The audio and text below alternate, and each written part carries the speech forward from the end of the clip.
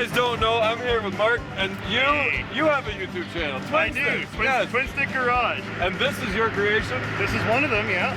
You guys have to understand, I thought you were a full-time YouTuber because there's no way you build this in your spare time. And, just Saturdays, brother. And now you put me to shame going, no, I just do this in my spare time. Yeah, I did this. 1 day a week. So this is your motivation to get off your ass and do something, because if he can do this on Saturdays, you can do it as well. You probably have evenings too yet.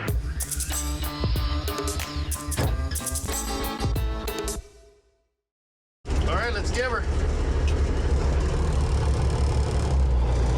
Off to the show.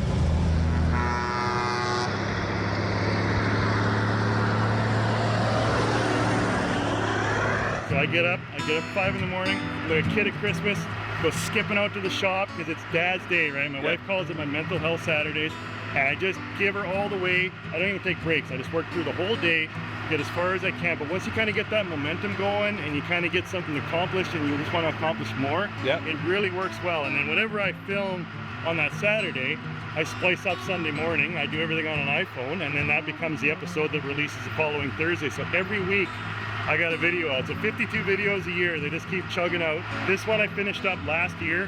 Took me about 4 years of Saturdays. Everyone always asks, how long did it take you to actually accomplish these and build them? But it's easy to do the math. I think there's episode 88 or something on this, or 89. So 90 Saturdays times 8 to 10 hours. That's how many hours I got into it. Wow. I wanted to get this one done for the show last year, and now that I've got it done, I want to do the Trans Am because I want my wonderful wife to actually run blocker for me when I drive it to the show.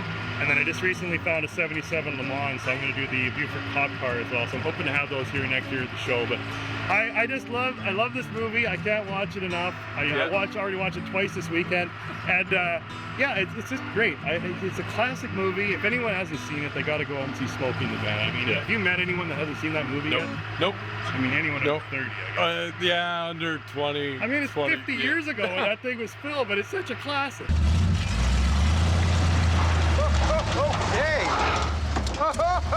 So he said to Die Hard, he went down to the States and he went to all the locations to where they filmed. And it was cool because you got to see like every little spot where he was at. So, but there was like a house that was there, now it's just trees, or there was a trees and that's a house. 50 years later, yeah. You're a creepy stalker. I have a bit of a problem with it. I'll tell you right, I got a bit of an obsession, but it's all right, yeah. So what is it exactly? What is it? Okay, so the movie itself had two Kenworth trucks in the movie, a 73 and a 74. Okay. And you can kind of spot them. There's multiple ways to spot them. One way, both trailers had the ribbed sidewalls, but one of them actually had a flat front, like a smooth front of the trailer, and the other one had ribs that go around. So you can kind of spot, if you watch the movie really close, I mean, I've studied every single frame. And the other way to really tell between the 73 and the 74 is the air cleaners. So the 74 has these larger top caps, and I kind of modeled this. This is actually a 79 truck that I modeled after the 74 in the film. But the 73 has caps that are tighter, and then there's an oil bath down here. So that's the way to tell. But most of the Kenworth 900As through the 70s, they were identical. Like this is a 79, it didn't take much to make it look like the 74. I paused the movie so much, I was able to identify that the 73 had a taller stack on the passenger side. It was just a little taller, and for whatever reason the 74 was the opposite. It was a little taller on the other side. So when I was putting these pipes on, I ran straight pipes through the shields here, so it's nice and loud. Yeah. I was doing one of the episodes talking about the pipes. I said I'm going to make one just a little bit taller to match the movie truck, so it's going to be movie correct, right? And everyone's typing, do not make your stacks a different height. You go to the front of the truck, you look. Now originally I had them about 6 inches, one taller than the other, but I was like, that's a little too much, so I went about 3 inches. But that's how far I've gone to be movie correct. I've actually gone and found the correct CB, the actual police scanner, the calculator up on the dash. Like I've tried to get this thing as movie correct as I can. And one of the biggest things that I've done is go with the split ring rims. Yeah, now we noticed that. Those are old school. You can't find those anywhere. No, aluminum polished. Yeah, and they're 22 inch. They're not 22.5. They're 22s. Yeah. They've stopped making 22 inch tires like in the early 90s. We noticed that walking around. I'm like, where did he get new tires? I had to get them custom made. There was a company out of the States that custom made them, and I had to drive all the way to Ohio to get these tires. And so these rims, a lot of the fans found, you know, one rim here, two rims there. I found a couple in some wreckers, and they had to get all polished up. So Stefan and Spectrum, a local polisher here in Edmonton, polished them all up. They all look like crap. They were all corroded, and he made them look like chrome. That's amazing. The idea with the split ring is it's a tube. So there's a tube in there, and what you can do is, the idea was you can take this wheel off if you got a flat on the side of the road. The trucker can take this off, air it down, and then take the ring off. So this ring is actually split right here. And when you get the air pressure out of there and break this, you can take this ring off, and there's no lip on the rim. So you can actually pull the tire off the rim, replace your tube, you know, and then put it back in there. And then what you do is put the ring in, and then you air it up. But the problem is when you seat that ring, if it doesn't seat correctly all the way around, it becomes the Widowmaker. Yeah. It becomes the Widowmaker. That was the thing. So I had to take it to a special shop that have what's called a cage. Yeah. And so they aired them up in there. I think every shop's supposed to have a cage, isn't it? Whether you have split rim or not, but yeah. Never use ether on these tires ever. Yeah. Never do that. I mean, on any big shop tire. Put an inner tube, dude. Ether. You're filling the inner tube with ether? I'd never do that. That would be funny to do that. I should have got If you it works, it works. So you can't argue with results. Can't argue with the results. So they aired them up, and they let them sit in the cage for a week. And then there was a guy called Dr. Tire at the local Cal Tire shop, an old boy, and he would hit them with a hammer just to make sure the ring wasn't going to let go. Okay. And he'd go, okay, they're good to go. Wheel it out of the cage and do the same with the other one. So it took a while to get them through that process. So I went to pick them up. We're wheeling them onto my trailer, and he goes, oh, just to let you know, we let all the air out of the tires. And I'm going, what? And he goes, yeah, we took it from 90 down to 25. And I go, why'd you do that? He goes, well, it's illegal to transport split ring rims at full pressure. And I went, but they're going to be on the truck at full pressure. I mean, can you fill them back up? He goes, well, you got a cage at home, right? And I go, no, that's why I came here to spend all that money. So you had to. So anyway, so yeah, what I did was with the back, the rings would face each other. Yes. So when I bolted them on there, I wasn't too worried, because if the ring popped off, it would just slam into the other wheel. So that was no big deal. I put them on, I aired them up, no problem. Now with that one, the ring goes out that way. So what I did was I ran logging chain through the holes in the wheel there, because I thought at least it'll capture the ring. And then I went behind and aired it up, because I thought if it was going to let go, at least it would blow away from me. But yeah, they've aired up. They've been aired up ever since, and knock on wood, they haven't come off. So I've got two instances with split rims. One, I wasn't there, but I was the spare tire guy. The other tire guy was airing up a tire with a split rim, and a trucker came and got out of the truck and was talking to him, standing right in front. And he goes, you might not want to stay in there, buddy. Like, you never know. Yeah. And he got in his truck, and by the time he got about 100 feet, the ring let go. And it flew about 500 feet into a field. And it would have killed him if the timing wasn't like 30 seconds off. Yeah. And the other one was a fire truck. Came in, vintage fire truck. We rolled it in for just the service. Yeah. And when he turned the wheel, he heard a cracking, popping noise. We're all standing there like, what is that noise? Do it again. And we're walking around, and it was split rim, and they put so much paint on this fire truck. It's like a 70s fire truck, 60s fire truck. Yeah. The rim cracked all the way around. It's split. And we're watching this thing open up, and we all run. It's doing this. This rim is separated. It's open. Yes. Wow. And we run, and the tire guy was brave enough to lean in and take the valve stem off, and we're all like, she would have this would have flown right out. Wait, the tire guy, was he brave enough or drunk enough? both. Oh, right on. Like a terrorist. Gotta respect those Widowmakers. Yeah. Let me have a Diablo sandwich, a Dr. Pepper. Make it fast. I'm in a goddamn hurry.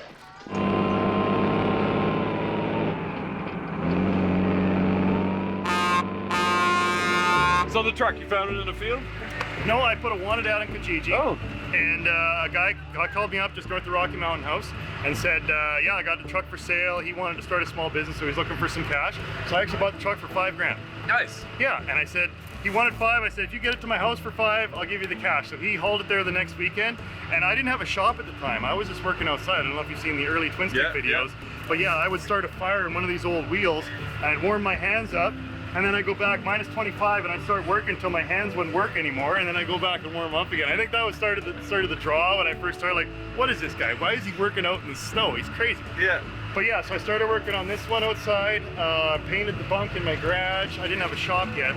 And then, so that would have been 2 trucks. And then I was gonna bring home a 3rd truck or cab over. My wife's like, we live in a nice neighborhood. She's like, you're not bringing home a 3rd truck unless you build a shop. And I went, okay, let's build a shop. I love you, honey. So yeah, so we built the shop, threw the trucks in there, and I've been working ever since. So that's Twin Stick Garage. Listen here, Rich. Respect, man. Listen here. He's been doing all this, so what was it?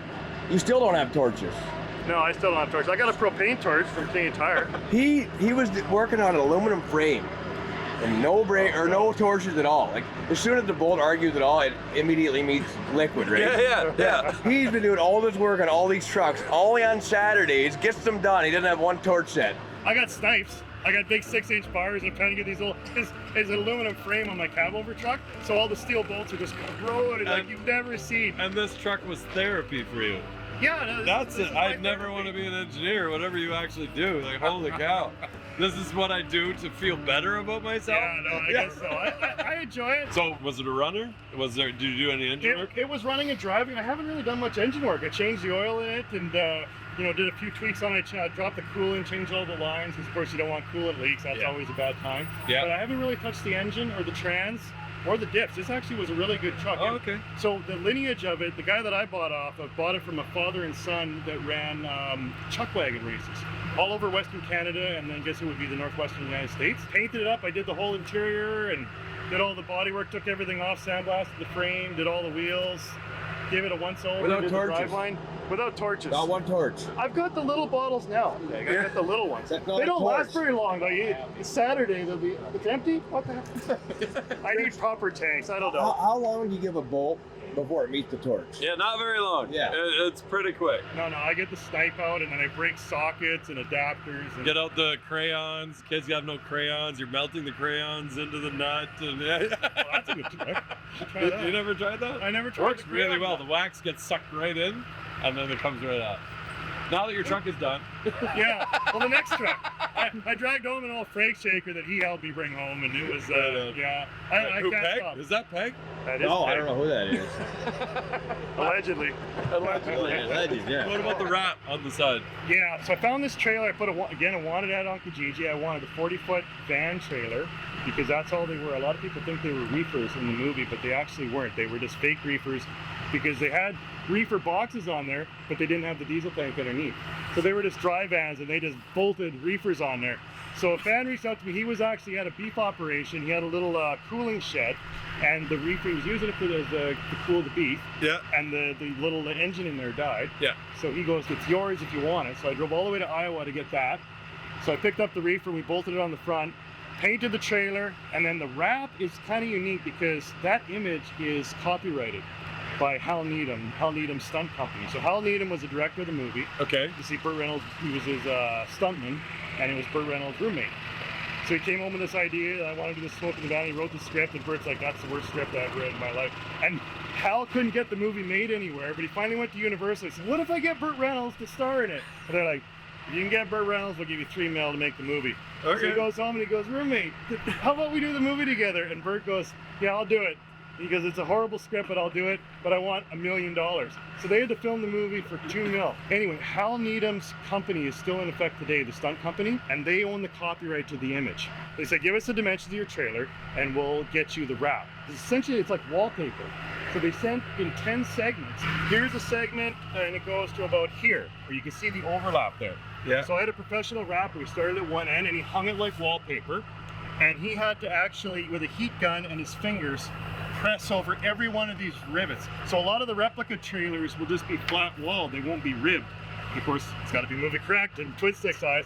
So I did the rib, so he had to hand press. Took him 4 days of doing this. I mean, the guy was just a trooper, but he did an amazing job, and then he put the gold trim around it. I mean, I painted the edges and underneath and the top and the front. So this is the legit image. Oh yeah, she's copyright. So in 2008, this guy, he took the movie because they hired this Greg, whatever it is, bassoon, to take the image from the original, because it was painted on the original 2 movie trailers, and turn it into a digital image. So that's what he did, and that's the one that is still on. That's so amazing, this is probably the most accurate replica out there. Even got the 3-legged horse.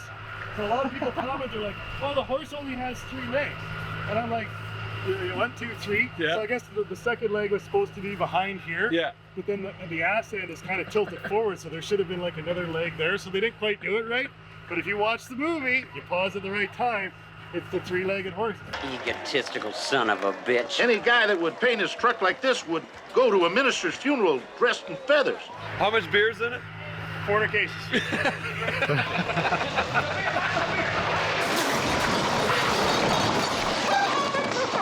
You all right? Very funny, very funny. I thought it was funny. Hey, we really ought to pay somebody for that mess we made in here. Have you? I got that all worked out. But speaking about getting things done, you've seen the truck, right? Looks nice. Yeah, it looks amazing. But have you redlined it and yanked it a bunch of times? I think that needs to happen. Like, did it actually run, or is it just pretty? Does it actually run? We can start it, Peg, if you want to start it. You got to start it. No redlining, though. Oh, yeah. We got to move Fred. A fan sent me that. Oh, yeah? So I was opening up the mail one Saturday, and I opened up this box, and it's got a stuffed animal in it. And I'm like, I didn't order this. I'm looking at this twin stick garage. I'm like, was I drunk? When did I order this? So then I'm like, oh wait, it's a basset hound. A fan must have sent me this. So yeah, so we got the Fred dog from the movie.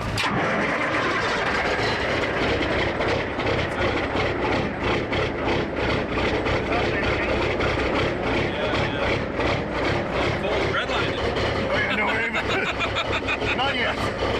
But yeah, so this is if you watch the movie, this was the actual calculator I found at 790 RM. When he's like, so, you know, how are we doing on the time? And he's like, well, how are we doing on time here? And he's like, looks like we're about 28 minutes ahead of schedule. He has no idea where he is.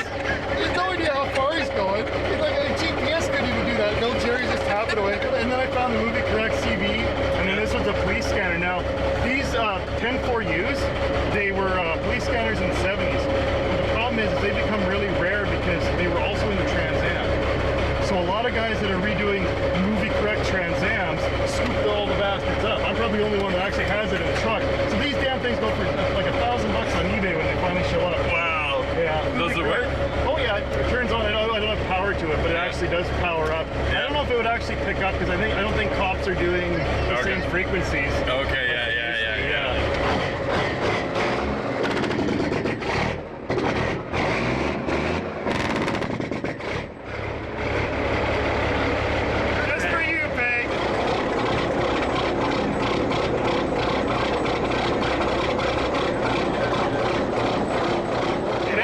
The 13 shifter with the little black button on the front and the red splitter. Yeah.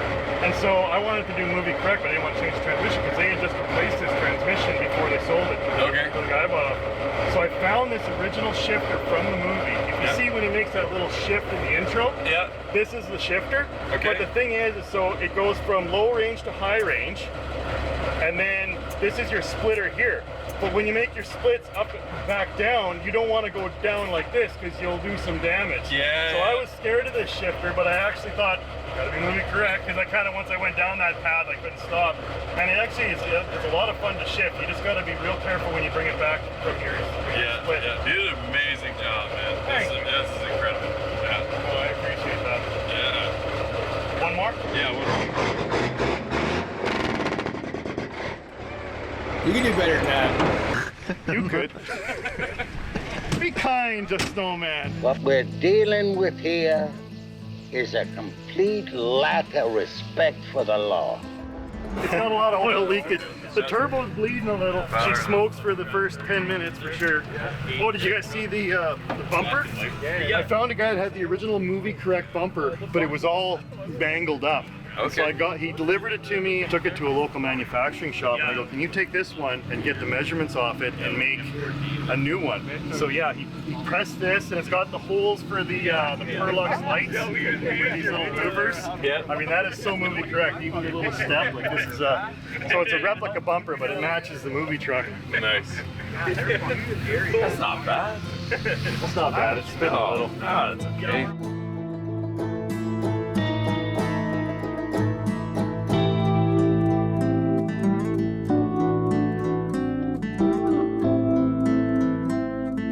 I like the power assist on the steering. It just turns like it's nothing. It's Nice. like it's not. It's like a rod fell off.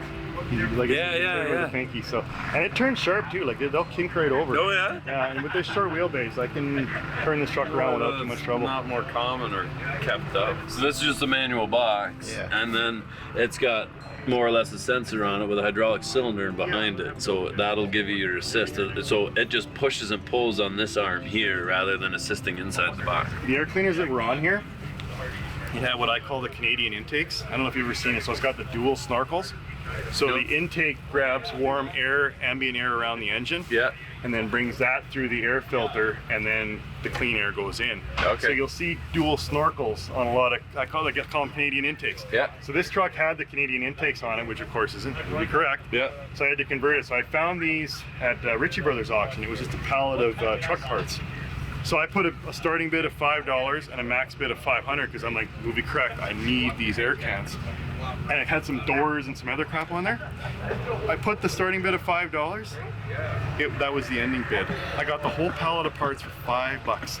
So I got both air cans, and then I got the other door because the movie truck didn't have a peak window. And so one of the doors was a solid door. So I actually swapped that door on the other side to be movie correct. But the problem is when you have the dual snorkels, the hood is cut out higher. So here, I'll lower the hood down. So it's cut out up high like this for that extra snorkel to go in there. And so I got the new air cans on here, and I had to find another hood and another shield, and it did a lot of work. So this is actually the hood that wasn't on the truck. I found this hood down by Medicine Hat off a truck that was rolled, and I had to do a bunch of repairs to the other fender. But yeah, so that's why I had to convert this to these single air cans to match the movie. So do you enjoy the part sourcing? When I kind of get on a mission, yeah, it's fun. Okay, all right. I hate looking for parts. Well, it depends what the parts are. So if it's like a CB to be movie correct, because when you finally find it, it's like, whoa, Right. And when you win some for $5, like that's a big dopamine rush. Yeah. Your old brain got a bump there for sure. Yeah. Look, when we say we're gonna do a job, we do a job. It's me they're after. They don't even know clean as snow exists. Oh, they don't. Well, I'll tell you what we're gonna do.